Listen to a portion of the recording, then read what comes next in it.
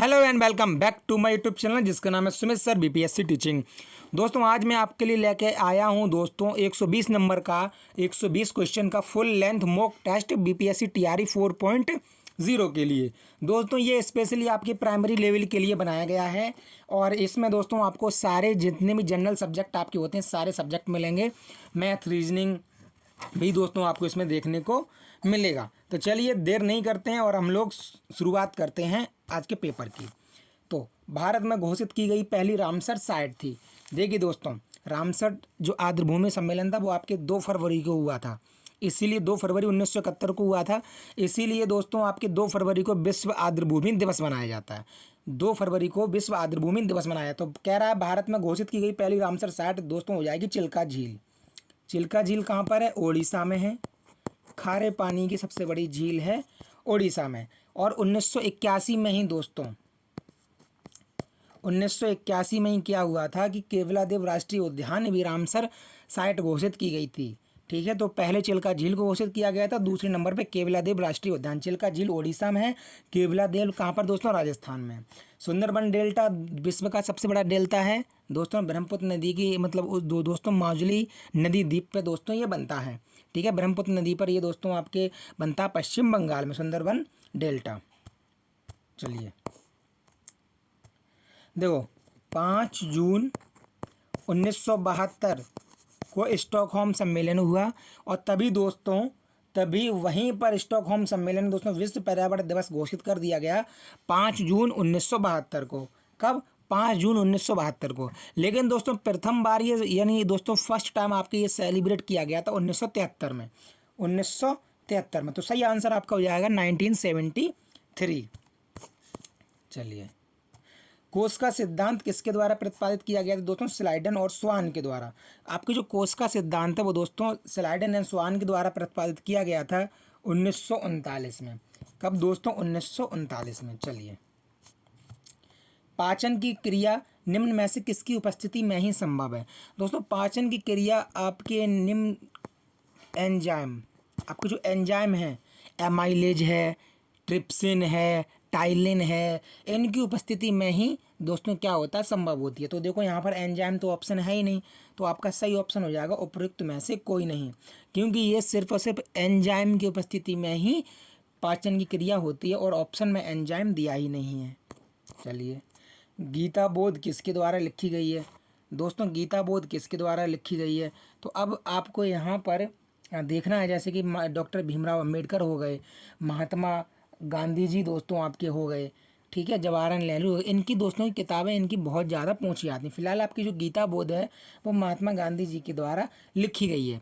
अब कन्फ्यूज मत होना, एक किताब है गीता रहस्य, एक किताब है गीता रहस्य। ये किताब BG तिलक, BGT यानी बाल गंगाधर तिलक के द्वारा लिखी गई गीता रहस्य।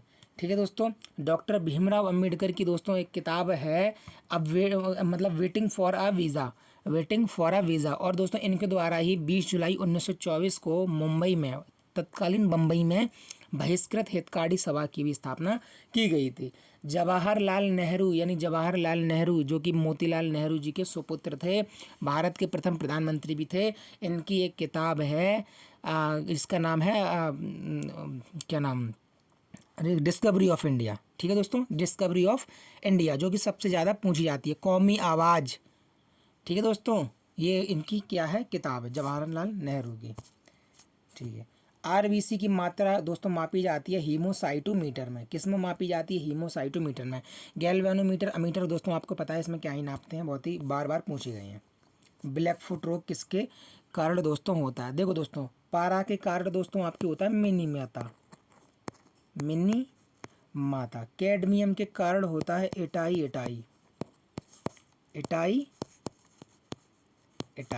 ठीक है, नाइट्रेट के कारण आपके होता है ब्लू बेबी। कौन सा बेबी? Blue baby syndrome. ठीक है, और दोस्तों पूछ रहा है कि ब्लैक फुट किसके द्वारा होता है?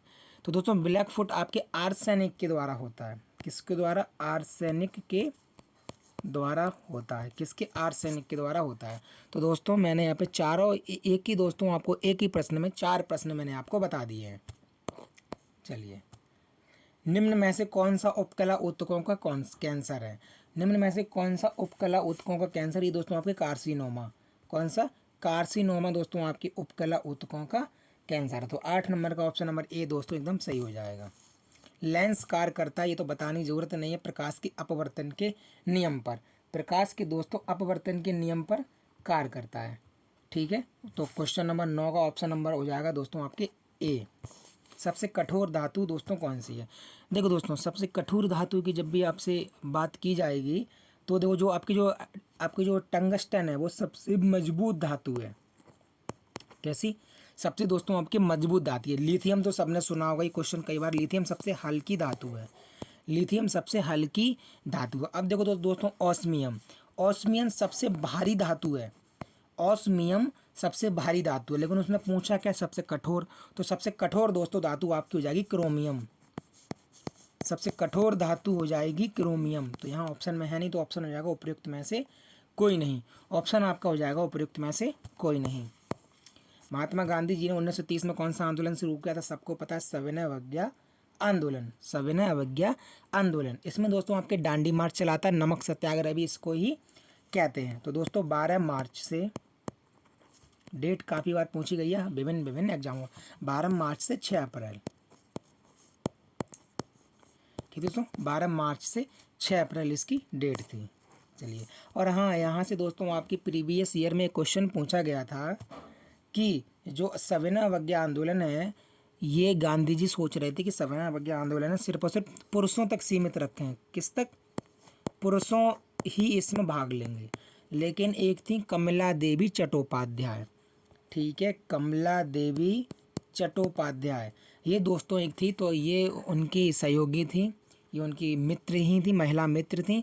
इन्होंने गांधी जी को समझाया कि अगर आपको आंदोलन विश्वव्यापी रूप, मतलब भारतव्यापी, पूरे राष्ट्रव्यापी रूप पे करना है और इसको यानी कि एक प्रभावशाली आंदोलन बनाना, तो इसमें महिलाओं की भी भागीदारी रखिए। तो उनके आग्रह करने पर महात्मा गांधी जी ने इसमें महिलाओं को भी शामिल कर लिया था। चलिए, जल से पुनः ऑक्सीजन और हाइड्रोजन प्राप्त करने की प्रक्रिया। देखो दोस्तों, जल क्या होता है? H2O।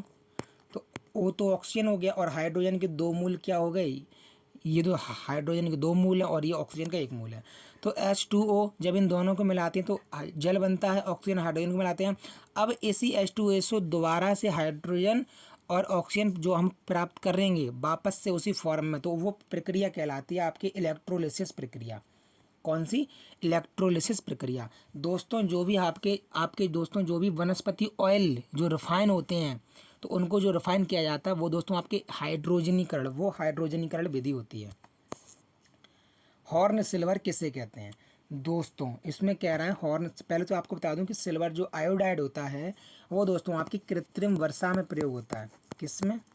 कृत्रिम वर्षा। जैसे अभी दिल्ली में वर्षा कराई गई थी, उससे पहले दोस्तों दुबई में कितनी वर्षा कराई गई, तो उसी के चलते दोस्तों क्या हो गया कि वहाँ पे बाढ़ सी आ गई। सिल्वर ब्रोमाइड का दोस्तों प्रयोग आपकी फोटोग्राफी में होता है, फोटोग्राफी में। और हॉर्न सिल्वर कहते हैं सिल्वर क्लोराइड को। हॉर्न सिल्वर कहते हैं सिल्वर क्लोराइड को। जर्मन सिल्वर में निम्न में से क्या उपस्थित नहीं होता? तो दोस्तों जर्मन सिल्वर में जिंक भी होता है, कॉपर भी होती है, निकल भी होता है। तो उपयुक्त में से कोई नहीं। पूछ रहा है कौन सा उपस्थित नहीं होता, तो दोस्तों इसमें तो सारे के सारे उपस्थित होते हैं तीनों। किस हार्मोन की अधिकता से महिलाओं की आवाज़ भारी व मूछें भारी आवाज़ व मतलब मूछें लक्षण दिखाई देते हैं? देखो दोस्तों, टेस्टोस्टेरोन और एंड्रोजन, ये दोनों के दोनों आपके मेल हार्मोन हैं। कौन से हार्मोन है? मेल हार्मोन है। कौन से दोस्तों हार्मोन? आपके मेल हार्मोन में। और अगर महिलाओं में दोस्तों वैसे ये दोनों में ही पाए जाते हैं, लेकिन पुरुषों में ये पुरुषों में दोस्तों ये एक्टिवेट होते हैं, और महिलाओं में दोस्तों ये निष्क्रिय होते हैं, अनएक्टिवेट होते हैं, डीएक्टिवेट होते हैं। लेकिन किसी किसी महिला में दोस्तों ये जो एंड्रोजन नाम का है, कौन सा? ये जो एंड्रोजन नाम का जो मेल हार्मोन है वो किसी किसी महिला में थोड़ा एक्टिव हो जाता है, तो उसकी आवाज़ भारी हो जाती है और उसकी मूछें वगैरह से भी निकल आती हैं। ठीक है, चलिए, जीवधारियों का 5 जगत वर्गीकरण दोस्तों आपके RH व्हिटेकर के द्वारा किया गया। जीवधारियों का 5 जगत जो आपके वर्गीकरण है वो दोस्तों RH व्हिटेकर के द्वारा किया गया। ठीक है, चलिए, मोनेरा है, प्रोटिस्टा है, फंगी है, प्लांटी है, ये दोस्तों उनके क्या है, उसके 5 जगत वर्गीकरण के हिस्से हैं। स्ट्रेंजर गैस दोस्तों जीनोन को कहते हैं, ठीक है, जीनोन को कहते हैं। कोयला खदानों में विस्फोट का कारण मीथेन गैस बनती है, CH4। आपके दो दोस्तों जो वैश्विक जो उत्सर्जन मतलब जो वैश्विक जो आपकी मतलब जो ग्लोबल वार्मिंग है, ग्लोबल वार्मिंग में जो आपकी कार्बन डाइऑक्साइड है ये दोस्तों 60% का रोल निभाती है। आधे से ज़्यादा यही कार्बन डाइऑक्साइड ग्लोबल वार्मिंग में सहायता करती है। मानव द्वारा निर्मित पहला संश्लेषित रेशा दोस्तों था आपका नायलॉन, ठीक है। तो दोस्तों 19 का आपकी हो जाएगा क्वेश्चन नंबर 19 का हो जाएगा ऑप्शन नंबर सी, मानव द्वारा निर्मित पहला संश्लेषित रेशा है नायलॉन। होलोग्राफी का प्रथम प्रयोग कब किया गया था, ये दोस्तों आपके शायद 1962 में किया गया था दोस्तों। नहीं, होलोग्राफी का प्रथम प्रयोग दोस्तों होलोग्राफी का, हाँ सही है, होलोग्राफी का प्रथम प्रयोग 62 में ही दोस्तों किया गया था, मुझे याद है, मैंने जिस तरीके से याद किया था 1962 में ही दोस्तों किया गया था, ठीक है। चलिए क्वेश्चन नंबर 21 पे आइए। फिलोसॉफिक जूलॉजिक किसकी बुक है, ये दोस्तों आपके लैमार्क की किताब है। किसकी किताब है, लैमार्क की दोस्तों आपकी किताब है। और डार्विन को क्या कहते हैं, डार्विन को आनुवांशिकी का जनक कहते हैं। नहीं दोस्तों वो तो मतलब आनुवांशिकी का जनक तो आपके ग्रेगर जॉन मेंडल को कहते हैं, ठीक है। ये डार्विन दोस्तों उत्परिवर्तनवाद का सिद्धांत जो दोस्तों दिए आपके डार्विन ने ही दिए हैं दोस्तों। वृद्धि और विकास का सिद्धांत डार्विन ने ही दिया है, लैमार्क ने दिया था उत्परिवर्तनवाद का सिद्धांत। 110, 220 और 880 का महत्तम समावर्तक दोस्तों, इसमें आपको क्या करना है दोस्तों, सीधा इसमें 110 का भाग लगा देना है कि इसमें कुछ नहीं था। 110, 220 और 880, 11 से काट दो, 11 धाई 110 और 11 दूनी बार 20 बार कटा, 11 8 88 80 बार कटा। अभी दोस्तों इसमें 10 का भाग और जाएगा, तो 10 एकम 10, 10 दूनी 20 और 10 अट्ठे 80, तो कुल मिला के 11 धाई 110 दोस्तों। 110 इसका महत्तम समावर्त हो गया, जो कि ऑप्शन में है ही नहीं, उपरोक्त में से कोई नहीं। के कौन से अधिकतम मान के लिए संख्या 731, 6 के 24 संख्या 6 से विभाज्य। देखो दोस्तों 6 से विभाज्य का रूल होता है, 6 से विभाज्यता का रूल है, 6 से विभाज्यता का रूल है कि वो संख्या 3 से विभाज्य होनी चाहिए 2 से, क्योंकि 3 दूनी 6 होते हैं। अब देखो 2 से विभाज्य होने के लिए संख्या क्या, या तो संख्या के पीछे 2 4 6 8 या 0 होना चाहिए। तो देखो यहाँ पे संख्या के पीछे 4 है, इसका मतलब 2 से तो विभाज्य है। अब 3 से विभाज्य करने के लिए, क्योंकि संख्या 6 से विभाज्य तो जाहिर सी बात 3 से विभाज्य होगी, और कह रहा है अधिकतम मान, तो 3 से विभाज्य होने के लिए संख्या के अंकों का योग दोस्तों 3 से डिवाइड होना चाहिए, ठीक है। अब देखो 7 3 1 6 के 2 4, अब देखो 2 और 4 तो दोस्तों 6 हो गए, मतलब 3 से विभाज्य हो गए, और 6 भी 3 से विभाज्य, 7 और दोस्तों 3 भी 3 से विभाज्य है, ठीक है। अब बचा 7 और 1 8। अब देखो दोस्तों 7 और 1 8 हो गए, 7 और 1 8 हो गए। अब हम इस के पे चाहें तो हम 1 भी मान सकते हैं, क्योंकि 7 और 1 8, 8 और 1 9 हो जाएंगे, तो 9 3 से विभाज्य हो जाएगा। लेकिन उसने अगर न्यूनतम पूछा होता तब दोस्तों हम यहाँ पे 1 मानते। अब पूछा अधिकतम, तो अब हमको 1 से लेकर 9 तक की संख्या देखनी है, तो कहाँ से दोस्तों ये ज़्यादा से ज़्यादा मान रखने पर डिवाइड हो जाएगा। अब दोस्तों क्या, अगर हम यहाँ पे के की जगह हम 9 माने, तो 9 अगर हम दोस्तों मान लो के की जगह 9 माने, तो 9 और 1 10, 10 और 7 17, तो 3 17 से विभाज्य होगा नहीं। अगर हम यहाँ पे के की जगह दोस्तों अगर हम यहाँ पे 7 मान लेते हैं, 7 मान लेते हैं, तो 7 और 1 8, 8 और 7 15, तो 15 दोस्तों आपका 3 से विभाज्य हो जाएगा। तो इसका मतलब है अगर हम 7 मानते हैं, 1 से लेकर 9 तक में अधिकतम 7 मानते हैं, तो ये 6 से विभाज्य हो जाएगी। 8 मानेंगे तो नहीं होगी, 9 मानेंगे तब भी नहीं होगी। तो दोस्तों अधिकतम हम यहाँ पे मानेंगे, क्या मानेंगे, 7। तो कह रहा है के कौन से मान के लिए, तो के अधिकतम 7 के लिए, के का मान अधिकतम 7 हो, तो ये क्या हो जाएगा दोस्तों, ये आपका यहाँ से डिवाइड हो जाएगा, ठीक है। चलिए, यदि दो संख्याओं का गुणनफल 60 है, उनके वर्गों का योग 169 है, तो इन दोनों संख्याओं का योग क्या है। देखो दोस्तों इस सवाल को कैसे करना है, दो संख्याओं का गुणनफल 60 है, मान लो x गुणा बाई, ठीक है। तो x बाई यानी x बाई कितना है, x बाई दे रखा है 60, और उनके वर्गों का योग दे रखा है 169, यानी कि एक्स स्क्वायर और प्लस वाई स्क्वायर दोस्तों दे रखा है 169। एक आपने फॉर्मूला दोस्तों पढ़ा होगा, एक्स प्लस वाई का होल स्क्वायर बराबर x square plus y square और प्लस 2xy। पढ़ा है कि नहीं? अब देखो एक्स प्लस वाई का होल स्क्वायर दोस्तों हमको पता नहीं है, क्योंकि वो इन दोनों संख्याओं का योग ये पूछ रहा है। तो इसका मतलब देखो एक्स प्लस वाई का होल स्क्वायर यहाँ लिख दो बराबर x square plus y square उसने दे रखा है 169 और प्लस 2xy। देखो xy 60 है तो 2xy कितना हो जाएगा? 60 दूनी 120, 120। अब अगर इन दोनों को जोड़ा है तो कितना आएगा? 289। अब दोस्तों x प्लस वाई का होल स्क्वायर बराबर 289 है तो x प्लस वाई बराबर कितना आ जाएगा? आपके 17 आ जाएगा, क्योंकि 289 दोस्तों आपके 17 का वर्ग होता है। तो x प्लस वाई का दोस्तों 289 का वर्गमूल लेंगे तो कितना आ जाएगा? कितना आ जाएगा? 17। और वो यही पूछ रहा है कि x प्लस वाई बराबर कितना आएगा, यानी दोनों संख्याओं का योग कितना है, तो आ जाएगा 17 आपके। कितना आ जाएगा? 17। ठीक है, चलिए। विश्व आर्द्र भूमि दिवस 2025 की थीम क्या है? थीम दोस्तों है हमारे साझा भविष्य के लिए आर्द्र भूमि की रक्षा करना। 2 फरवरी को दोस्तों वर्ल्ड वुडलैंड डे मनाया जाता है। निम्न में से कौन सी एक अभाज्य संख्या है? देखो दोस्तों, अभाज्य संख्या वो होती है जिसमें अपने अलावा और किसी का भाग ना जाए। मतलब एक का तो वो तो सब में ही आता है, तो एक की कोई गिनती नहीं है, लेकिन अपने अलावा किसी और में भाग ना जाए। जैसे दोस्तों आपके 11 है तो 11 में 11 के अलावा और किसी का भाग नहीं जाएगा। 29, 11 के अलावा किसी और का भाग नहीं जाएगा। अब देखो दोस्तों 1331 में दोस्तों आपके 11 का भाग चला जाएगा। ये 11 का क्या होता है? ये 11 का होल क्यों होता है। 961 दोस्तों आपके 31 का भाग चला जाएगा। 31 गुणा 31, ये 31 का होल स्क्वायर होता है। 841 भी दोस्तों आपके 29 का होल स्क्वायर होता है। इसका मतलब इन तीनों में से कोई भी संख्या ऐसी नहीं है जो अभाज्य हो। इसके लिए इसका सही ऑप्शन हो जाएगा उपयुक्त में से कोई नहीं। उपयुक्त में से दोस्तों आपके हो जाएगा कोई नहीं। ठीक है, 26 का ई।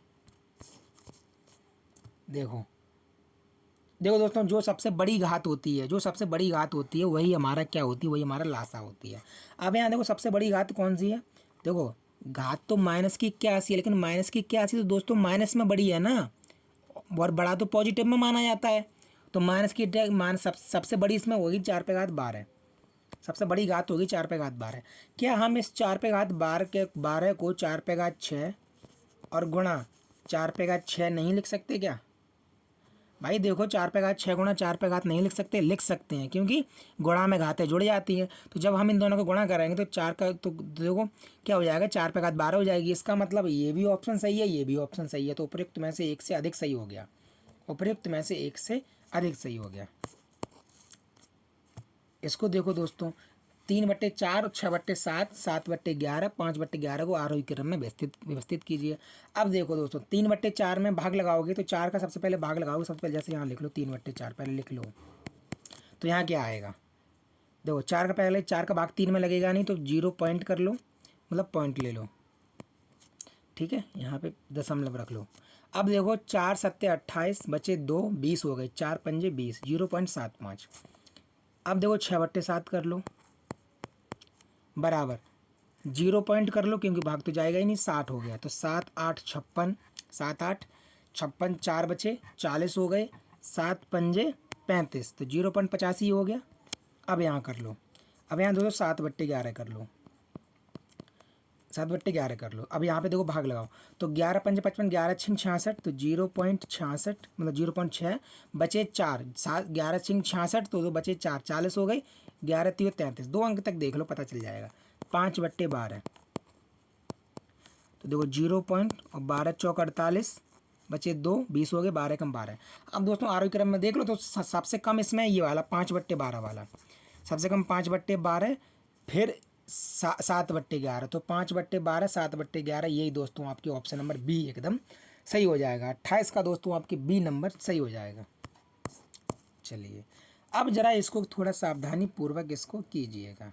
ठीक है, चलिए। तो -20 और भाग वैसा का वैसा लगा रहने दो। 4/7 गुणा, क्योंकि दोस्तों ऑफ है ना, तो सबसे पहले हम सॉल्व करेंगे ऑफ को। तो गुणा, अब देखो 55 सही 1/8 का दोस्तों 8 का गुणा 55 करेंगे तो 5 8 40, 5 8 40, 440 और 1 441, 441/8। और गुणा 9/5 और माइनस, दोस्तों माइनस यहीं लिख लो, तो 7 एकम 7 अच्छा 13/7। ठीक है। अब ज़रा दोस्तों यहाँ ज़रा इसको काटिएगा, 7 से ज़रा इसको काटो। 7 छिंग 42 और 7 तियो 21 और 4 से इसको काटो तो 4 दूनी 8, 4 दूनी 8। ठीक है दोस्तों, 4 दूनी 8। अब देखो ये भाग का चिन्ह लगा है, इस भाग के चिन्ह की वजह से अब हम इसको पलट देंगे तो कितना आ जाएगा,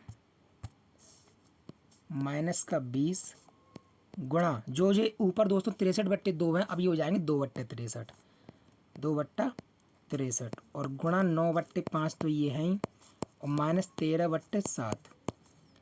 देखो 5 से काट, पेन चेंज कर लेते हैं। ठीक है, 5 चौका 20 और 9 सत्ते 63। ठीक है, 9 सत्ते 63।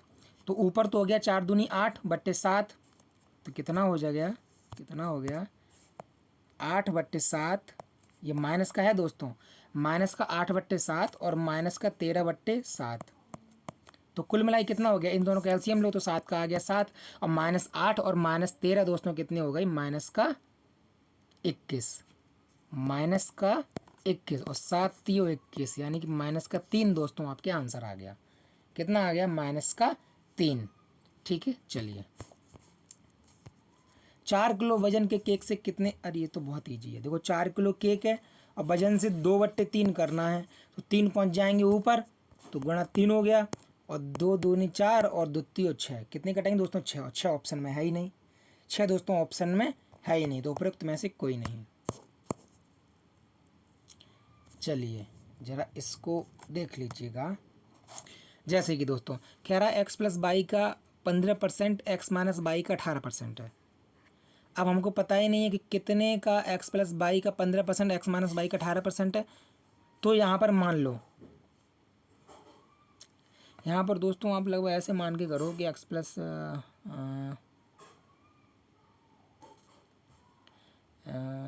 का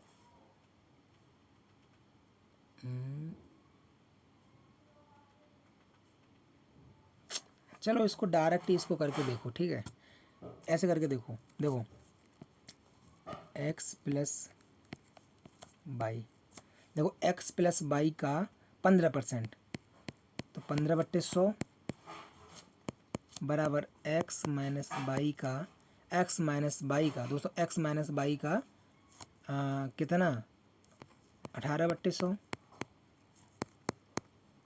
100 से 100 कट गई, 3 पंजे 15, 3 छक्के 18, चलो कर दो गुणा, तो 5x + 5y बराबर 6x - 6y।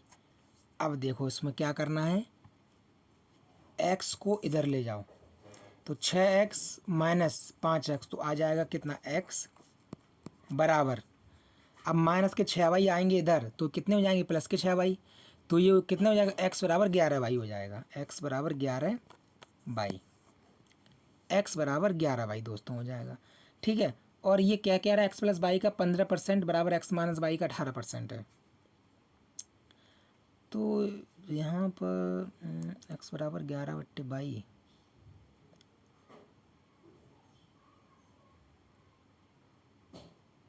11 9 99, और x बराबर 100/22, ये दोस्तों पूरा 100 पे निकलेगा ना, तो 100/11 करके देखना, 11 9 99/1, 9 से 1/11, 9 से ही 9 से 1/11, इसका आंसर आना चाहिए। 31 का आंसर तो ठीक है, लेकिन यहाँ एक अगर कोई कुछ वैसे 111/80,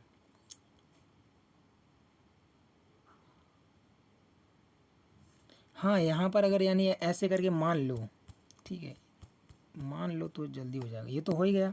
अब जैसे दोस्तों अगर यहाँ मान लो कि x का हमको पता नहीं कितने % y है, तो ऐसे मान लो कि x का z% क्या है, x का z% क्या है, y है, x का z% क्या है, y है, x का z% क्या है, y है। अब देखो x की वैल्यू आएगी 11y, हाँ तो बात तो वही है दोस्तों, 11 का 100 में भाग लगेगा, ठीक है, 11 का 100 में सीधा सीधा भाग लग जाएगा। तो 100/11 कर दोगे तो 9 सही 1/11 आंसर आ जाएगा, ठीक है। एक आयत की लंबाई 20% की वृद्धि और चौड़ाई में 20% की कमी होती है। तो 20% की वृद्धि तो +2, मतलब 10 मान लो तो +2, ठीक है। और चौड़ाई 20% कमी होती है तो -2, +2 -2, और प्लस और माइनस का गुणा माइनस रहेगा, -2 गुणा +2। अब बटे कितना, बटे 100। वो इससे ये कट गया और 2 दूनी 4, 2 दूनी 4, किसका, माइनस का 4, बटे 100 लगा है तो इसका मतलब प्रतिशत हो गया। तो -4, -4 का मतलब माइनस लगा है तो कमी, तो 4% की कमी, कितनी, 4% की कमी। चलिए, एक आयत की लंबाई और चौड़ाई के बीच अनुपात क्या होगा यदि लंबाई 15 सेंटीमीटर, चौड़ाई 5 है। इसमें क्या है, 15 और 5 दे रखा है, लंबाई चौड़ाई और लंबाई चौड़ाई में अंतर पूछ रहा है, तो 5 एकम 5 और 5 3 15, 3:1। ठीक है दोस्तों, 3:1। एक कार 45 किलोमीटर प्रति घंटे की चाल से चल रही है, 45 किलोमीटर प्रति घंटे की चाल से चल रही है। घंटे से दोस्तों हमको बदलना मीटर में, तो मीटर होता है छोटा, तो छोटा लिख लो ऊपर, 5/18। तो काट दो, 9×5 45 और 9×2 18, तो स्पीड आ गई 5×5 25/2 मीटर प्रति सेकंड। अब वो आप कह रहा है 1 किलोमीटर के 1/4 हिस्से की दूरी। अब 1 किलोमीटर में दोस्तों 1000 मीटर होता है, तो 1/4 का मतलब 250 मीटर। अब वो 250 मीटर करवा रहा है, तो 250 मीटर और बटा 25/2, तो 25/2 कहाँ पहुँच जाएंगे, ऊपर। तो 25 से इसको काट दो 10 बार, और 10×2 20, यानी 20 सेकंड। कितना दोस्तों, ऑप्शन आ गया 20 सेकंड, 34 का सी, 20 सेकंड। रमन समान दूरी की 4 यात्राएं करता है, समान दूरी की 4 यात्रा करता है, ठीक है। अब देखो कह रहा है उसकी चाल 500 किलोमीटर प्रति घंटा थी, तो 500 ही किलोमीटर हम मान लेते हैं। मान लो वो 4 किलोमीटर यात्रा करता है और कह रहा है समान दूरी की, तो 500 करेगा, फिर 500 करेगा, फिर 500 करेगा, फिर दोस्तों 500 करेगा वो समान दूरी की। अब कह रहा है मान लो पहली यात्रा में उसकी चाल 500 किलोमीटर प्रति घंटा थी। अगर पहली यात्रा में उसकी चाल 500 किलोमीटर पहले प्रति घंटा थी, इसका मतलब उसने 60 मिनट लिए होंगे। अब दूसरी चाल में कह रहा है तथा, क्योंकि भैया 500 किलोमीटर की दूरी, 500 किलोमीटर प्रति घंटा की चाल से चलने में 60 ही मिनट लेगा। अब कह रहा है तथा अगली प्रत्येक यात्रा में उसकी चाल पिछली चाल की आधी थी। अगर चाल आधी हो जाएगी तो वो लेने वाला समय उसका दोगुना लग जाएगा। तो इसमें अगर 60 मिनट लेगा तो यहाँ 120 मिनट लेगा, यहाँ दोस्तों 240 मिनट लेगा, और यहाँ 480 मिनट लेगा, ठीक है। अब उसकी चाल दोस्तों, उसकी औसत चाल निकालने के लिए total distance upon total time लगा दो। तो टोटल डिस्टेंस कितना हो गया, 2000 मीटर, और टोटल टाइम कितना हो गया, 480 मिनट, 240 मिनट, 120 मिनट और 60 मिनट। जब इनको जोड़ोगी दोस्तों तो ये आपके आ जाएंगे 900 मिनट। अब 900 मिनट हैं, क्योंकि उसने चाल प्रति घंटा में दे रखी है, तो हम दोस्तों ये मिनट की जगह हम इसको घंटे में बना लेंगे। तो 900 मिनट दोस्तों कितने कितने घंटे हो गए, 15×6 = 90, यानी 15 घंटे हो गए। कितने घंटे हो गए, 15 घंटे हो गए। अब 15 से दोस्तों इसको आप लोग इसको काट दो, तो 5×3 = 15 और 5×4 = 20, यानी कि 400/3। तो 400/3 दोस्तों आपके एकदम सही आंसर हो जाएगा, 400/3। चलिए, ₹3,660 पर 15 महीने के लिए। अब देखो दोस्तों, ब्याज बराबर क्या, क्यों साधारण ब्याज है तो ब्याज बराबर क्या हो जाता है, मान लो इंटरेस्ट बराबर PRT/100। तो P कितना है, 3,660, गुणा R कितना है, 5%, और गुणा T 15 महीना, तो 15/100। लेकिन ये महीना में है तो इसको साल में बनाने के लिए 12 का इसमें क्या करेंगे, भाग लगा देंगे। क्या करेंगे, 12 का क्या करेंगे दोस्तों, 12 का भाग लगा देंगे। तो अब इसमें क्या है, इसको काटना ही तो है, तो इसको काट दो, 5 से काट दो 100 को कितनी बार, 20 बार। अब एक जीरो से ये कट गया, ठीक है, एक जीरो से ये कट गया। अब 2 से दोस्तों ज़रा इसको काटोगे तो ये कटेगा 18 और 3, 183 बार कटेगा, ठीक है। अब ये इसको फिर काट दो, तो 3 से काट दो, 3×4 = 12 और 3 से इसको काटो, 3×6 = 18, 3×1 = 61 बार कटा दोस्तों। तो 61 का गुणा कर दो 15 में और भाग लगा दो कितने का, 4 का। तो 15 एकम 15 की चेक कर लो, 15 एकम 15 की 0, नहीं 15 एकम 15 की 5, हाथ से लगा 1, 15 छक्का 90 और 1 91। अब भाग लगा दो दोस्तों इसमें 4 का, तो लगा दो भाग इसमें कितनी बार जाएगा। तो 22 चौक 88, लगभग 228.75 बार जाएगा, 228.75 बार। तो ऑप्शन नंबर 36 का हो जाएगा सी। 36 का दोस्तों हो जाएगा सी। कितने समय में 500 की धनराशि 5% ब्याज की 600 हो जाएगी। अब दोस्तों 5% की धनराशि को 600 होने के लिए जाहिर सी बात है कि उस पर 100 रुपये ब्याज चाहिए, 100 रुपये चाहिए। अब मुझे बताओ 500 पे 5% के हिसाब से 1 वर्ष का ब्याज होता है 25 रुपये, 5 पंजे 25, तो 100 रुपये ब्याज करने के लिए 5 25 चौका 100 यानी 4 वर्ष लगेंगे। कितने लगेंगे? 4 वर्ष दोस्तों लगेंगे। कितने लगेंगे? 4 वर्ष। इसको आप लोग फॉर्मूले से भी कर सकते हो, लेकिन फॉर्मूले से करने की ज़रूरत ही क्या है, वो सीधा सीधा दोस्तों निकल रहा है। ठीक है, सीधा सीधा दोस्तों आपके निकल रहा है। x-3 से विभाजित करने पर शेषफल क्या आता है? x-3 बराबर 0, तो x बराबर 3, तो यहाँ पर लगा दो 7x² + 4x + 5, तो x बराबर 3 दोस्तों आप लोग यहाँ पे लगा सकते हैं।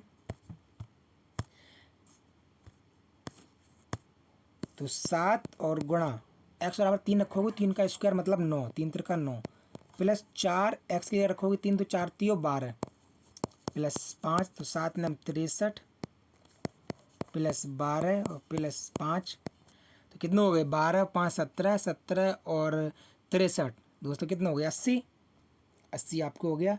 38 का दोस्तों आपके हो गया बी। ठीक है, चलिए ये भी दोस्तों इजी ही क्वेश्चन है, ज़्यादा हार्ड क्वेश्चन नहीं है। देखो इसमें दोस्तों आपके लगेगा a² - b² बराबर a² प्लस बराबर एक कोष्टक में a + b और दूसरे में a - b। यही दोस्तों इसमें फॉर्मूला लगने वाला। तो चलिए लगाइए इसमें फॉर्मूला। तो देखो एक कोष्टक में जब दोस्तों हम इन दोनों को जोड़ेंगे तो हो जाएंगे 4004, और दूसरे कोष्टक में जब हम इनको घटाएंगे 2004 में से 2000 घटाएंगे तो बचेंगे सिर्फ 4। 4 का गुणा करना है, तो 4 चौका 16 यानी 16,000 और 4 चौका 16, 16,016, 16,016। इतना ही दोस्तों था, इसमें कुछ था ही नहीं करने को। यदि वर्ग की एक भुजा की लंबाई 8 सेंटीमीटर तक बढ़ाई जाती है, यदि वर्ग की एक भुजा की लंबाई 8 सेंटीमीटर तक बढ़ाई जाती है, तब इसका क्षेत्रफल 120 वर्ग सेमी तक बढ़ जाता है। वर्ग की एक भुजा की लंबाई क्या होगी? तो कह रहा है यदि एक वर्ग की भुजा, तो दोस्तों मुझे आप एक बात बताइए, ठीक है, कितना बढ़ जाता है? 120 वर्ग सेंटीमीटर तक बढ़ जाता है। मान लो x + 8 और -x बराबर 120,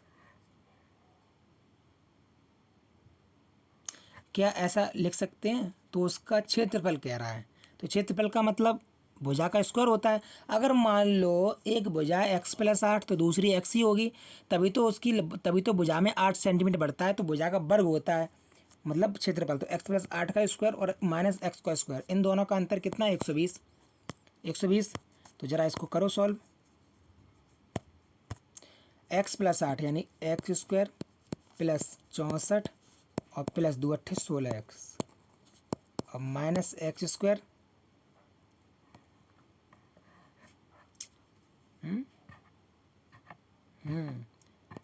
अब बराबर 120।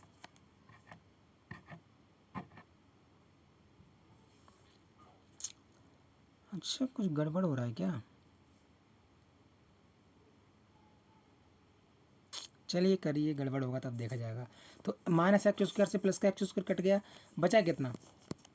16x बराबर दोस्तों 120 में से आपके 64 जब इधर जाएंगे तो ये घट जाएंगे, तो 120 में से 64 घट जाएंगे, बचेंगे कितने? 56। बचेंगे कितने? 56। तो 16 3 48 और बचे कितने? 8। तो 8 8 पे 0 80, तो 16 5 80 यानी 3.5। तो x बराबर आ गया 3.5। तो 40 का दोस्तों हो गया ऑप्शन नंबर 1। देखो 16x बराबर 56, तो 16 का भाग जब 56 में लगाओगे तो 3.5 बार जाएगा। ठीक है, 3.5 बार जाएगा। CLPHL, तो दोस्तों इसको कैसे करके करना है देखिए, इसका यहाँ बनना है, इसका यहाँ बनना और इसका यहाँ बनेगा, ऐसे करके बनेगा। ठीक है, तो ज़रा देखो सी में दोस्तों 5 जोड़े हैं तो 8 हो गए हैं। देखो सी में 5 जोड़े तो 8 हो गए, ठीक है। ऐसे ही 8 में 5 जोड़े तो 13 हो गए। फिलहाल हमको पीछे वाले से मतलब रखना है। तो सी में 5 जोड़े तो 8 हो गई, 8 में 5 जोड़ेंगे तो हो जाएंगे 13, 13 का मतलब एम। तो पहले अक्षर से ही पता चल गया कि ऑप्शन नंबर ए है। लेकिन इसमें जैसे 5 ऑप्शन दिए रहते हैं तो पता नहीं कि कौन सा वाला मान ले। चलिए एल में 12 होता, 5 जोड़े 17 हो गए, तो 17 में फिर से 5 जोड़ेंगे तो कितने हो जाएंगे, 22 हो जाएंगे, तो एम बी। ठीक है। अब ए में ए होता है दोस्तों कितना, पहले पे। अब पहले में से यहाँ 5 घटा दिए हैं, 5 घटा दिए तो आ गया वी। अब वी में से 5 घटाएंगे यानी कि वी 22 होता, 22 में से 5 घटाएंगे तो बचेगा क्या, क्यू। 17 बचेगा, 17 होता है क्यू, तो एम बी क्यू। दोस्तों आपकी यही 41 का ऑप्शन नंबर ए एकदम सही हो जाएगा। 5 व्यक्ति एम।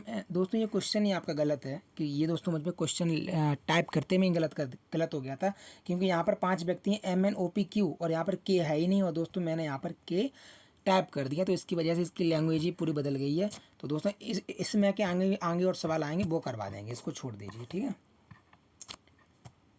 लुप्त अक्षर चुनकर श्रृंखला को पूरा कीजिए। देखो दोस्तों हम क्या करते हैं, जैसे दोस्तों इन सबको दोस्तों डिजिट को हम काउंट कर लेते हैं, जितने जितने ब्लैंक डिजिट हैं दिखाई नहीं दे रहे हैं उनको भी हम क्या करते हैं, हम उनको कर लेंगे काउंट। और काउंट करने के बाद हम जैसे कि मान लो दोस्तों आपके टोटल 12 डिजिट आए, जैसे 1 2 3, ये जो खाली है दोस्तों वो वाली गिनना आपको, तो 12 आए, तो 12 को दोस्तों पेयर बनाते हैं, मतलब जैसे जैसे दोस्तों आपके 3 3 के 4 हो सकते हैं, 4 4 के 3 हो सकते हैं, 6 6 के वो हो सकते हैं। तो यहाँ दोस्तों हम लोग चेक करते हैं 6 6 की, क्योंकि ये जो लेवल है ये दोस्तों थोड़ा टफ लेवल है। तो दोस्तों यहाँ पर जैसे कि 1 2 3 4 5 6 बीच में कर दो, ठीक है। अब दोस्तों जरा A B B B B A B B B B, तो दोस्तों यहाँ पर ऑप्शन नंबर बी जरा आप देखिए। आप जरा दोस्तों डॉट चलाने से मतलब कलम चलाने से पहले जरा इनको माइंड में ही रख के देख लिया कीजिए। तो यहाँ पर जब आप ऑप्शन बी दोस्तों आप यहाँ रखेंगे तो यहाँ आपका बन जाएगा ए बी बी और बी बी ए। फिर क्या बनेगा A B B B B A. ये दोस्तों इसमें बन रहा है ऑप्शन नंबर बी रखने से।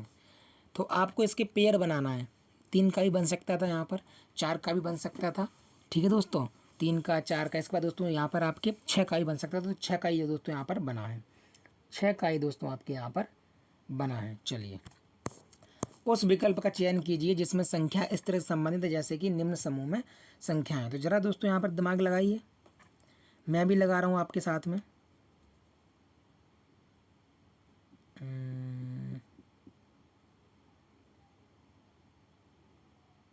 दोस्तों यहाँ ये लॉजिक लग रहा है कि 12 नम्मा 108 और 27 चौका 108, और देखो सी में लगाओ आप लोग, तो 12 छिंग नहीं 12 कहाँ, तो 14 है, 14 छिंग 84 और 21 चौका 84। तो ऑप्शन नंबर सी दोस्तों आपके एकदम सही बैठ रहा है। मतलब दोस्तों बाहर की दोनों संख्याओं का गुणनफल जो है वो बीच वाली संख्या के 4 गुने के बराबर है। तो दोस्तों 12 नम्मा 108, तो 27 चौका 108, 14 छिंग 84, तो 21 चौका 84, ठीक है। ये था इसमें और कुछ नहीं था।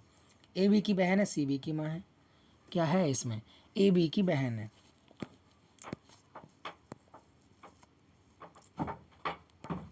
ए बी की बहन है, ठीक है। सी बी की माँ है, ए बी की बहन है, अब सी बी की माँ। अब दोस्तों ये कोई सी है, सी ये बी की माँ है और डी सी का पिता है। अब डी जो है वो सी का भी पिता है, डी सी का भी पिता है, ई डी की माँ है, ई डी की माँ है, लो ई इस डी की भी माँ है। तो कह रहा है ए डी से कैसे मत, ए डी से दोस्तों कितनी पीढ़ियां बदल गई, तो जाहिर सी बात है दोस्तों ये क्या होगा, बेटा बेटी तो डायरेक्ट होगा नहीं, ये नातिन होगा, या ये नाती होगी या ये नातिन होगा, क्योंकि ये क्या है, ए बी की बहन है तो मतलब फीमेल है, बी फीमेल का मतलब नातिन, नाती तो होगा नहीं, नातिन होगी, तो ये क्या हो गया, ये दोस्तों आपके हो गया नातिन।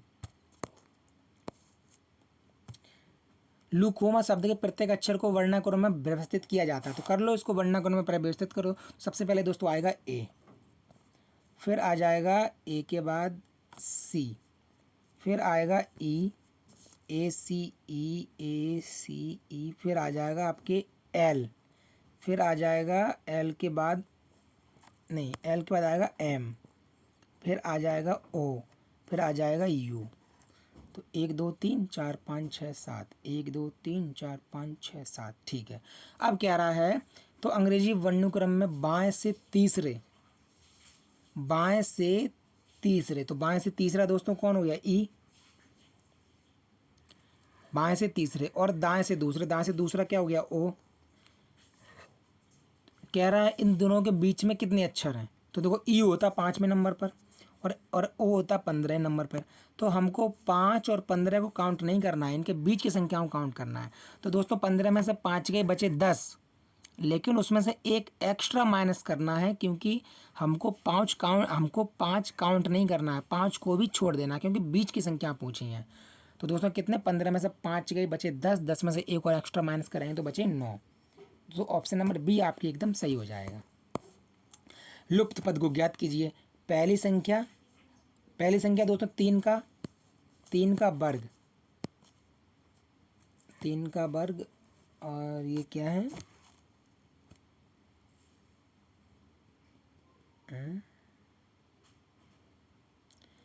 9 30 गुणा 3 4। अच्छा हाँ, ये ऐसे है दोस्तों, इसको ऐसे करके देखो।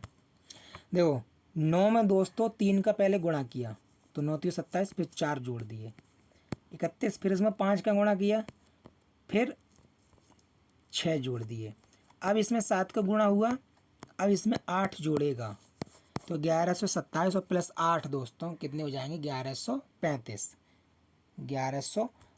47 का दोस्तों आपके ऑप्शन नंबर ए एकदम सही हो जाएगा। ठीक है, चलिए इसमें क्या है, ये तो दोस्तों बहुत ज़्यादा इजी ही टाइप रहता है। यदि प्लस का अर्थ भाग है तो सबसे पहले यहाँ पर देखो,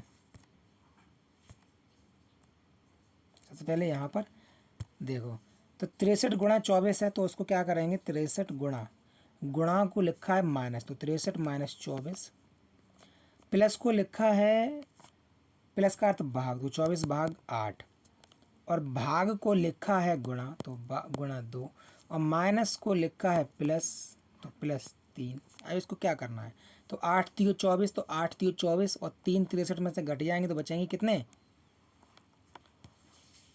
नहीं डायरेक्ट दोस्तों मत घटाओ, 8 3 24 और फिर 24 के बाद दोस्तों होगा गुणा, तो 8 3 24 और 3 दूनी 6, तो 63 माइनस 6 और प्लस 3, तो कितना हो गया, ये 63 और 3 हो गया 66, और 66 में से 6 घट गया तो बचा 60। तो 48 का ऑप्शन नंबर सी। एक निश्चित कुछ भाषा में इंस्टीट्यूशन को ये लिखा जाता है, देखो दोस्तों INS को सीधा INS पीछे लिख दिया गया है, ठीक है। इसी तरीके से PER को सीधा पीछे PER लिखा गया होगा, तो देखो इसमें तो कुछ नहीं, इसको हटा दो। अब देखो PER इसमें भी लिखा है, PER इसमें भी लिखा है, तो ये दोनों में से दोस्तों हमारे कोई भी हो सकते हैं। अब ज़रा यहाँ देखो, ये जो लिखा है NOITUT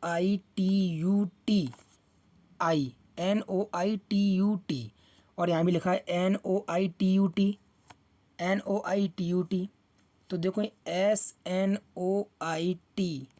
SNOIT यहाँ भी लिखा है, SNOIT यहाँ भी लिखा है। चलो ठीक है, कोई बात नहीं। अब देखो ये पूरा का पूरा जो लिखा है, जैसे यहाँ पर लिखा है E और SNOITCEF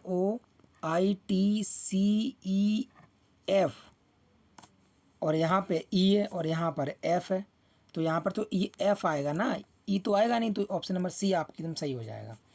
ऑप्शन नंबर सी दोस्तों एकदम सही हो जाएगा, 49 का सी। ठीक है, अरे इसमें कुछ नहीं था मित्रों, INS को उठा के लिख दो आप पीछे, और बाद बाकी यहाँ से पूरा उल्टा लिख दो यहाँ पर, और कुछ नहीं था इसमें। ओजोन परत के संरक्षण के लिए मॉन्ट्रियल प्रोटोकॉल दोस्तों आपके देखो, मॉन्ट्रियल प्रोटोकॉल तो हुआ था 16 सितंबर 1987 को, इसीलिए 16 सितंबर को ओजोन दिवस मनाते हैं। लेकिन ये प्रभावी हुआ था 1 जनवरी 1989 को।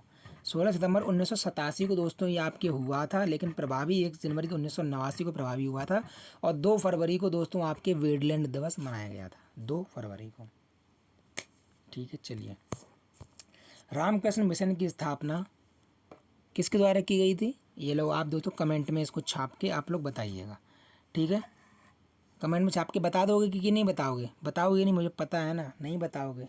लिख लो, स्वामी विवेकानंद।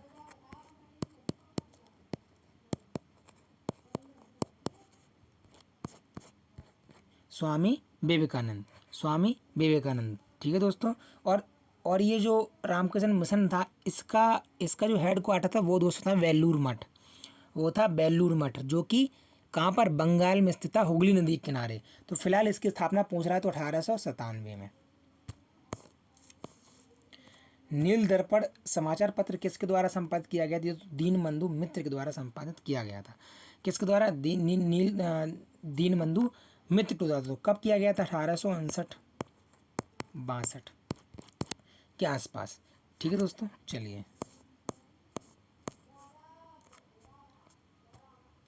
महात्मा गांधी जी को किसके द्वारा राजी किया गया था कि वह दांडी मार्च में महिलाओं को भी सम्मिलित करें? तो दोस्तों मैंने सबसे पहले बता दिया था, कमला देवी चट्टोपाध्याय। कमला देवी चट्टोपाध्याय। ठीक है। निम्न में से किस महिला ने कभी भी भारतीय राष्ट्रीय कांग्रेस की किसी अधिवेशन की अध्यक्षता नहीं करी? तो दोस्तों देखो, नलिनी सेनगुप्ता ने 33 की करी, एनी बेसेंट ने 17 की करी, इनने कानपुर 1925 की करी। ठीक है, तो इसमें से 3 में से कोई भी दोस्तों ऐसा नहीं है जिसने कभी अध्यक्षता नहीं करी है। तो ऑप्शन नंबर हो जाएगा ई, कोई नहीं। The story of my deportation Lala Lajpat Rai की किताब है। लाल बाल पाल की तिकड़ी में से दोस्तों ये एक थे। साइमन कमीशन के विरोध में 1928 में, कब? 1928 में दोस्तों सर पर लाठी के प्रहार से इनकी मृत्यु हो गई थी। और जब दोस्तों इन पे लाठी चार्ज हो रहा था, तब इन्होंने कहा था कि मेरे ऊपर पड़ने वाली एक एक लाठी ब्रिटिश साम्राज्य के ताबूत में एक एक कील की समान होगी। दोस्तों लाला लाजपत राय को ही प्रथम अध्यक्ष बनाया गया था AUTIC, अखिल मतलब आपके अखिल भारतीय ट्रेड यूनियन कांग्रेस का, जो 1920 में आई थी उसका। प्रथम स्वतंत्रता संग्राम के समय कब सारण, तिरहुत, चंपारण, पटना आदि में सैनिक शासन लागू कर दिया गया था? तो ये दोस्तों आपके ऑप्शन नंबर 1 सही हो जाएगा, जुलाई 1857 में। जुलाई 1857 में दोस्तों ये लागू कर दिया गया। ये दोस्तों आपके बिहार स्पेशल का क्वेश्चन है। ठीक है, चलिए। कुंवर सिंह की मृत्यु के पश्चात किसने उनकी लड़ाई को आगे जारी रखा? दोस्तों उनके भाई थे अमर सिंह, भाई थे अमर सिंह, उन्होंने ही दोस्तों इसको जारी रखा।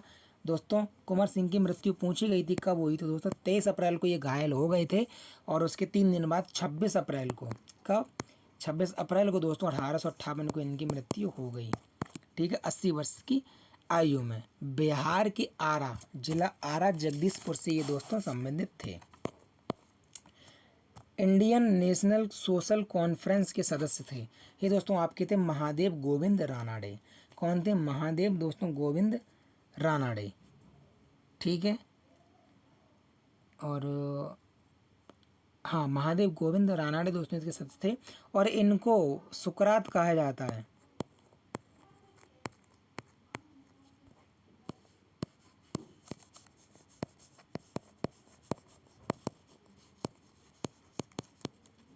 इनको महाराष्ट्र का सुकरात भी कहा जाता है।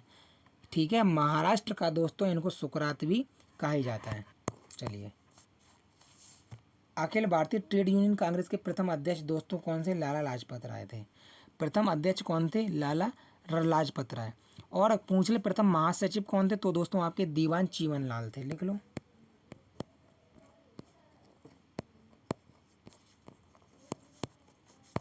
दोस्तों अगर आप लिखना चाहो कि महादेव गोविंद रानाडे जी ने जो दोस्तों आपकी इंडियन नेशनल सोशल कॉन्फ्रेंस की स्थापना कब करी थी, तो दोस्तों लिख लो।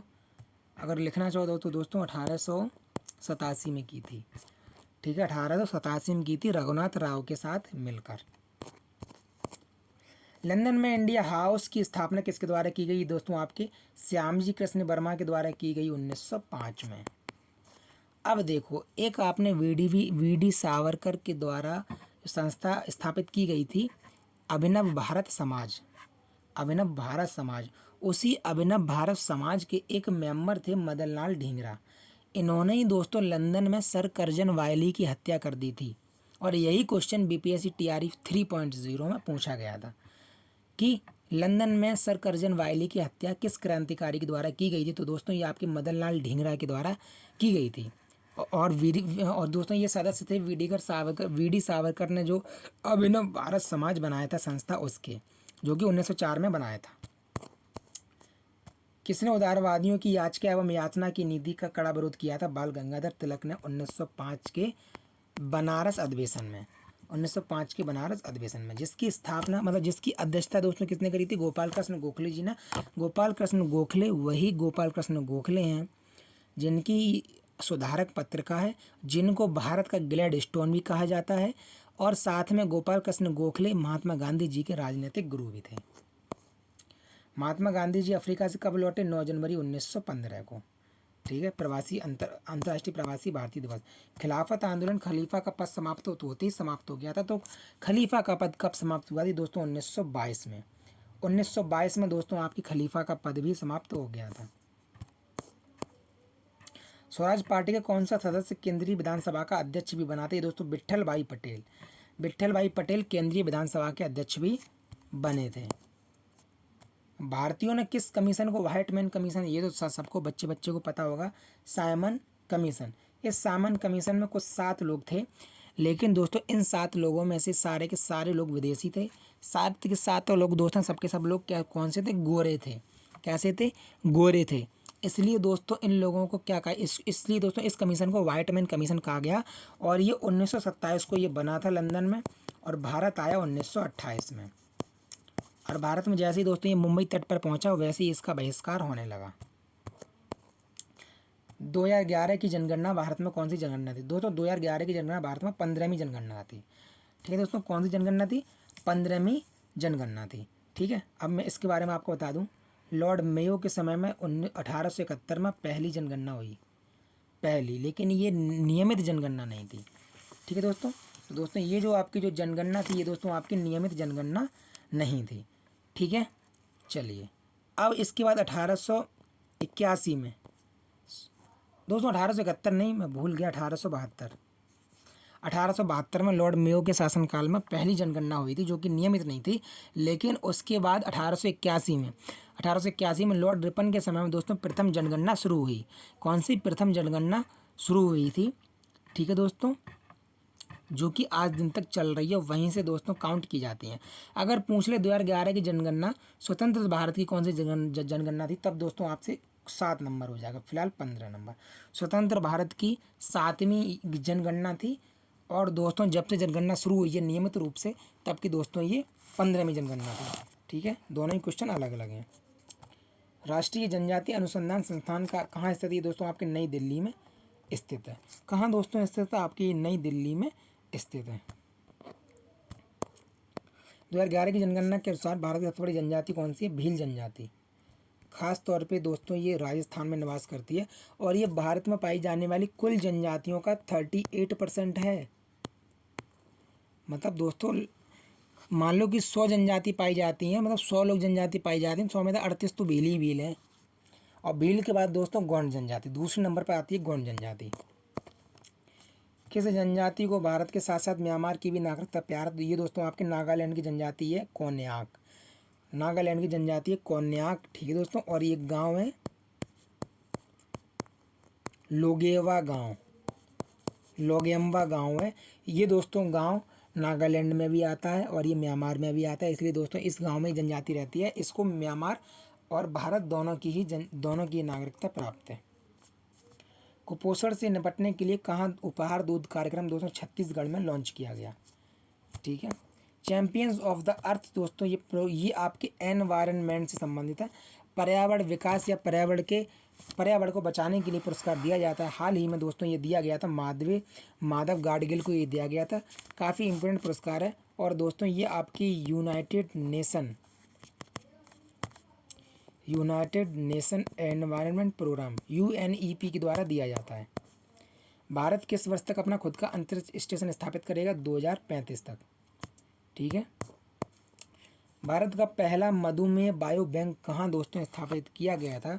तो देखो चेन्नई, नई दिल्ली, लखनऊ। तो दोस्तों ये आपके ऐसे क्वेश्चन हैं जो कि, क्योंकि दोस्तों आप देख सकते हो भारत का पहला मधुमेह बैंक, तो ये भारत का पहला है। इसके लिए दोस्तों आपके इसके पूछने की संभावना आती आती बढ़ जाती है। आपके तमिलनाडु के चेन्नई में स्थापित किया गया था। चेन्नई को पहले दोस्तों मद्रास कहते थे।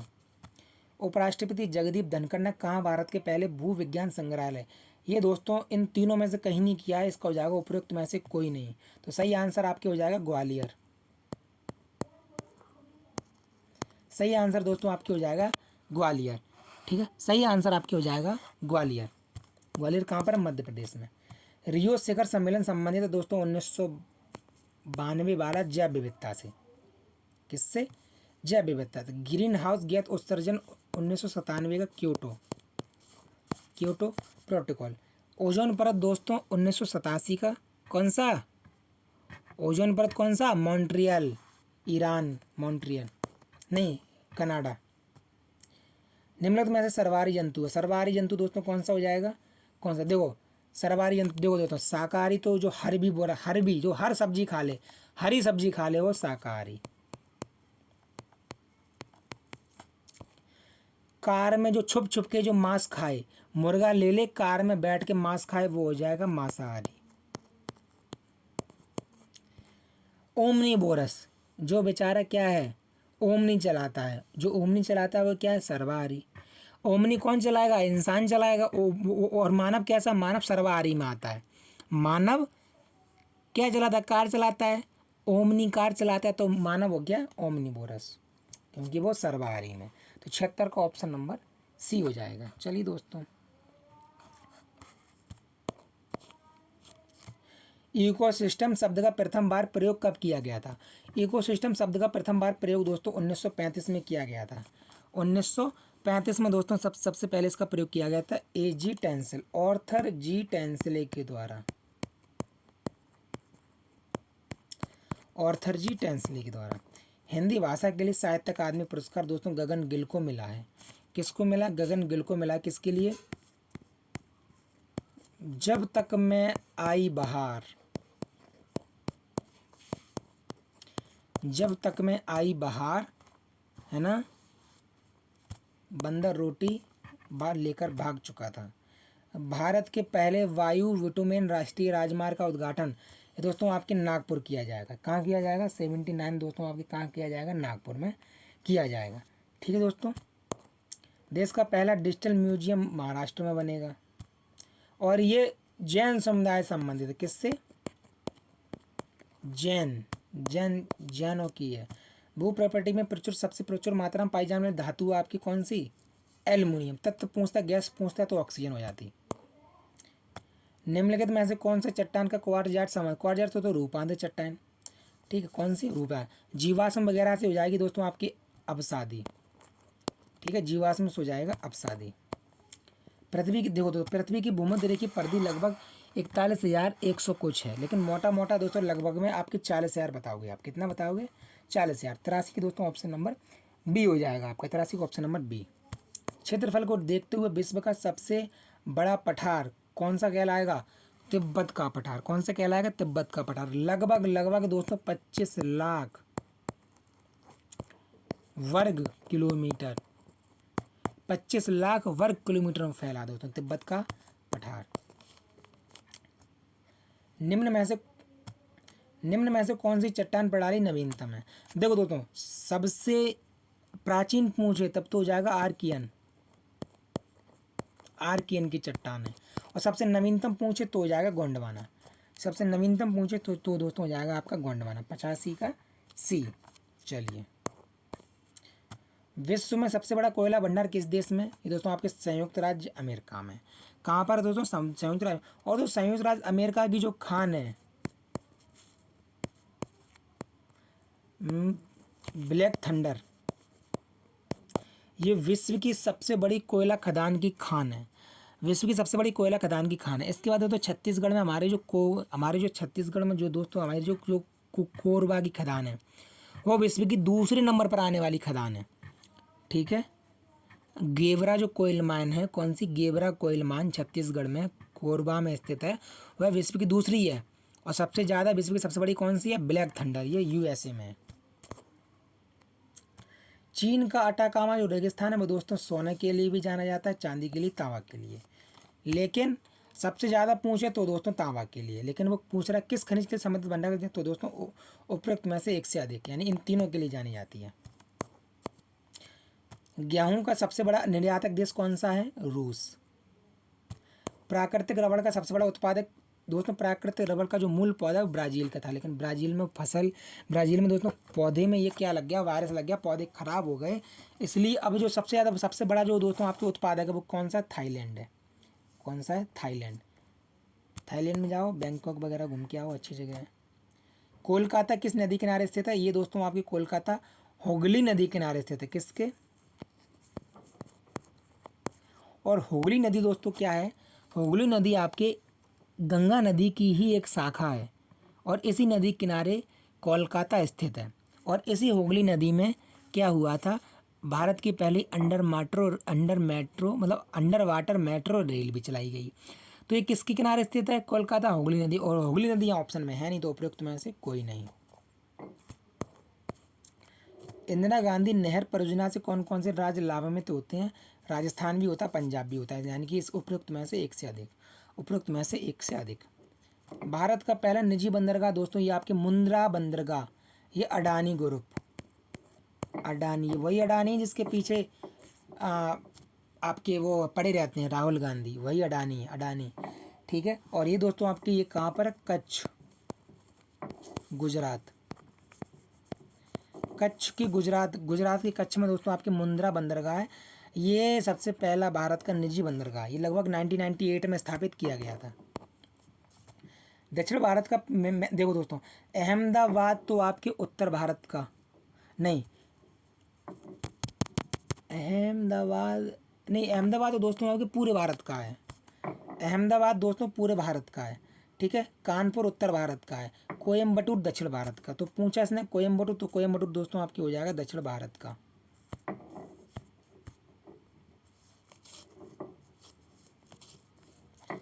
ठीक है। अहमदाबाद पूरे भारत का है, कानपुर उत्तर भारत का है, कोयम्बटूर दोस्तों आपके तमिलनाडु का शहर है, और ये दोस्तों दक्षिण भारत का मैनचेस्टर है। तेल एवं प्राकृतिक गैस यानी ONGC, oil and natural gas limited, ONGC की स्थापना कब हुई थी? 14 अगस्त 1956। ठीक है। दालों का सबसे बड़ा उत्पादक और उपभोक्ता सबको पता है भारत है। भारत में दोस्तों मध्य प्रदेश बहुत दाल उगाता है। निम्न में से कौन सी रबी की फसल है? तो गेहूं, चना, मटर, ये दोस्तों तीनों की तीनों आपकी रबी की ही फसल है। रबी की फसल वो होती हैं जो दोस्तों जनवरी फरवरी के महीने में, दिसंबर के महीने में खड़ी रहती हैं। मतलब जो दोस्तों आपको जो भी फसलें आपको कोहरे के समय में देखने को मिलती हैं, वो सब की सब दोस्तों फसलें आपकी रबी की फसल कहलाती हैं। निम्नलिखित में से कहाँ पर वर्ष भर वर्षा होती है? ये दोस्तों आपके भूमध्य रेखा पर वर्ष भर वर्षा होती है, और यही रीजन है कि भूमध्य रेखा पर दोस्तों सबसे ज़्यादा जैव विविधता पाई जाती है। ठीक है दोस्तों, चलिए। अरे तो 94, 95, 96 हो गया, 97 हो गया, 98 नंबर दोस्तों क्वेश्चन आप देखो।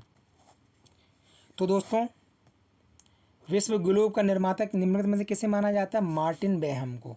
किसको माना जाता है? मार्टिन बेहम को। जियोग्राफी ऑफ पीस देखो दोस्तों, जब 14 से पहुंच गया मैं, 1914 से 1918 जब प्रथम वर्ल्ड वॉर हुआ था, और 1939 से 1945 जब सेकंड वर्ल्ड वॉर हुआ था, तो उसमें दोस्तों जो क्षति पहुंची थी, पूरी दुनिया परेशान थी। तो तभी दोस्तों ये जियोग्राफी ऑफ पीस ये दोस्तों पुस्तक लिखी गई थी इन्हीं दोनों युद्ध के जो परिणाम हुए थे उनके ऊपर, शांति के लिए। ठीक है, तो ये दोस्तों आपकी स्पाइक मैन के द्वारा लिखी गई थी, स्पाइक मैन के द्वारा लिखी गई थी। प्रकृति का स्वच्छाकर्मी कौन? अपघटक। अपघटक दोस्तों मरे हुए जीव जंतुओं को खा के ख़त्म कर देते हैं। तो क्या है ये? प्रकृति का सुरक्षाकर्मी है।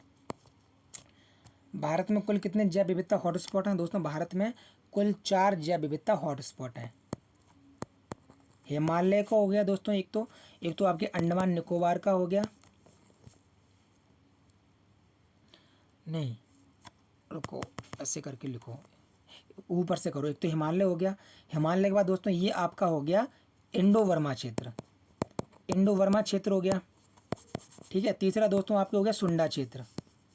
कौन सा? सुंडा क्षेत्र हो गया। एक तो आपके हिमालय क्षेत्र हो गया, ये आपके हो गया इंडो वर्मा क्षेत्र हो गया, एक सुंडा क्षेत्र हो गया, और दूसरा आपके सबसे बड़ा दोस्तों हो गया जो विश्व में 7वें नंबर पर आता है, पश्चिमी घाट। ठीक है, पश्चिमी घाट। तो ये दोस्तों 4 आपके क्या है? जैव विविधता हॉटस्पॉट है। भारत के लिए संविधान सभा हेतु सर्वप्रथम किस पार्टी ने विचार प्रस्तुत किए थे? सर्वप्रथम दोस्तों आपके स्वराज पार्टी ने विचार दोस्तों दिए थे संविधान सभा हेतु। तो स्वराज पार्टी की स्थापना 1 जनवरी 1923 को होती है। मोतीलाल नेहरू और चित्तरंजन दास, ठीक है, देश बंधु चित्तरंजन दास जी मिलकर करते हैं, इलाहाबाद में, प्रयागराज। संविधान सभा द्वारा किस जंतु को प्रतीक मोहर के रूप में अपनाया गया? ये तो हाथी, बहनजी वाला हाथी। परावैंगनिक किरणों को सोखने वाली ओजोन परत को मोटाई किस में? डॉप्सन में मापी जाती है। ये समताप मंडल में पाई जाती है। किस में? समताप मंडल में, O3 ओजोन का। दल बदल से संबंध, देखो दोस्तों दल बदल जो था वो 52वां संविधान संशोधन था। कब हुआ? 1985 में हुआ, और इसके तहत 10वीं अनुसूची जोड़ी गई दल बदल वाली। तो 1985। विधि द्वारा स्थापित प्रक्रिया की अवधारणा किस देश के संविधान से? दोस्तों विधि द्वारा स्थापित जो प्रक्रिया वो जापान से लिया गया। दक्षिण अफ्रीका से 368 लिया गया संविधान संशोधन की प्रक्रिया। ब्रिटेन से आपकी संसदीय प्रणाली ली गई। अपराधों के लिए 2 सिद्धि अनुच्छेद 21 में है, नहीं सॉरी, अनुच्छेद 21 में दोस्तों आपके जीवन जीने का अधिकार है, मरने का अधिकार नहीं, जीवन जीने का अधिकार है, शादी करने का अधिकार है। तो अपराधों के लिए 2 सिद्धि, अनुच्छेद 20। देखो 343 का क्या कहता है कि राजभाषा क्या होगी? राष्ट्र की राजभाषा क्या होगी? हिंदी होगी। ये कौन कहता है? ये आपके कहता है अनुच्छेद 343 का। 350 का दोस्तों का क्या कहता है? 108 दोस्तों 350 का क्या कहता है कि प्राथमिक स्तर पर मातृभाषा में शिक्षा देना, यानी प्राथमिक आपके जो 1 to 5 की जो आपकी जो प्राइमरी लेवल है, उस प्राइमरी लेवल में दोस्तों आपको मदर टंग में ही देनी है मातृभाषा। तो ये 350 का ये बात कहता है। भारतीय संविधान की प्रस्तावना में कितने प्रकार का न्याय वर्णित है? तो दोस्तों राजनीतिक है, ठीक है, उसके बाद आर्थिक है, राजनीतिक हो गया, आर्थिक हो गया, और दोस्तों आपके 3 है ना, आर्थिक, राजनीतिक और अरे मेरे दिमाग से उतर गया। आर्थिक हो गया, राजनीतिक हो गया, धार्मिक तो नहीं देता है, आर्थिक, राजनीतिक, और बताओ, इतनी छोटी सी चीज़ और दोस्तों मेरे दिमाग से उतर गई। पर खैर कुल मिला के 3 प्रकार का न्याय होता है, और ये दोस्तों ये यानी कि प्रस्तावना में दिया गया है दोस्तों। ठीक है, तो आपके दोस्तों ये 3 प्रकार का न्याय है और ये प्रस्तावना में दिया गया है। चलिए